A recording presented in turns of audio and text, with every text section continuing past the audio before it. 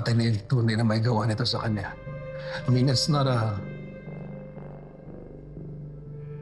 happy ending. But at least you've got your revenge. Sana matahimik ka na.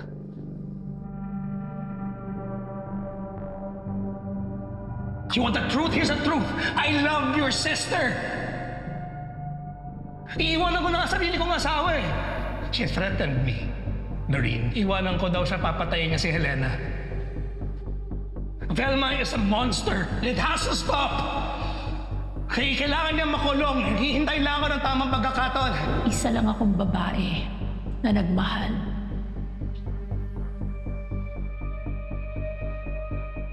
Babae ka. At walang makakapigil sa isang babaeng buo ang loob para lumaban sa isang lalaking mapangkalipusta. Kasado na ang ball mo, Miss V. At ang gusto ni Eddie, doon kayo ipahuli. Tinatrabaho pa ni Criselda ang CCTV footage ng mismong pagpatay ni Eddie sa ate ko. Hulog na siya sa trap ko.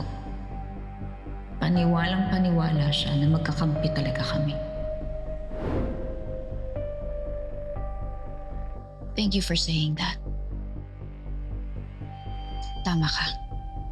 Finally, matatahimik na ako.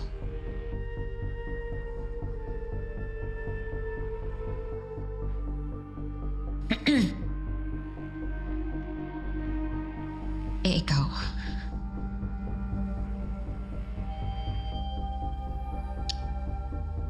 How do you feel?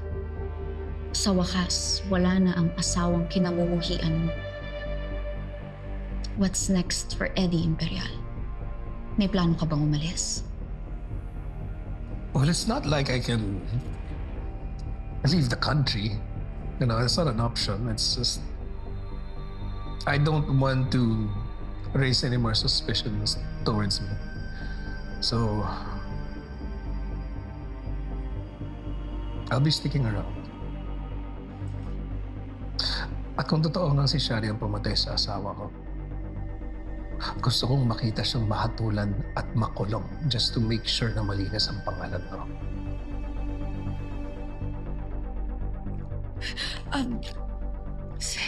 Sir, pwede po makitawag. Sir, please. Sir, namatay yung nanay ko. All right, I have to go. Doreen, listen, I don't want to pressure you. Pero malaking responsibilidad ang pagsalba mo sa kumpanyang ito. Especially now that my wife